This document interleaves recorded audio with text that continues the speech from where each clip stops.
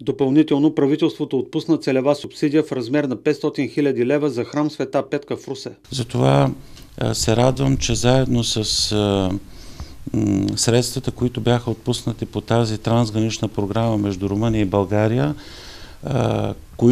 по-голямата част от които ще отидат за укрепване на ската под храма, и средствата, които бяха отпуснати от Министерския съвет, ще стигнат също до украсяването и до благоустрояването на храма.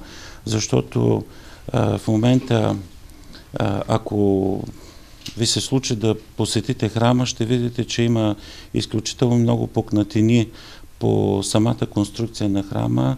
Има множество изменения конструктивни по самия храм. За съжаление, през годините храма е оставен да се руши и в момента по него има големи конструктивни изменения, каза още митрополит Наум.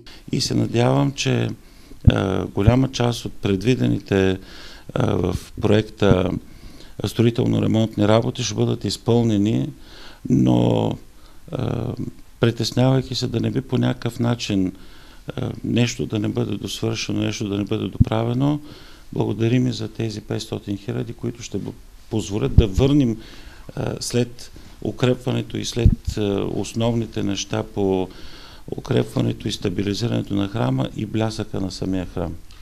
Като водещ партньор по проекта, от румънската страна зависи кога реално ще могат да започнат ремонтните дейности. Предстои след Нова година, може би, подписване на договорите в Румъния по трансграничното сътрудничество с църквата във Ведя.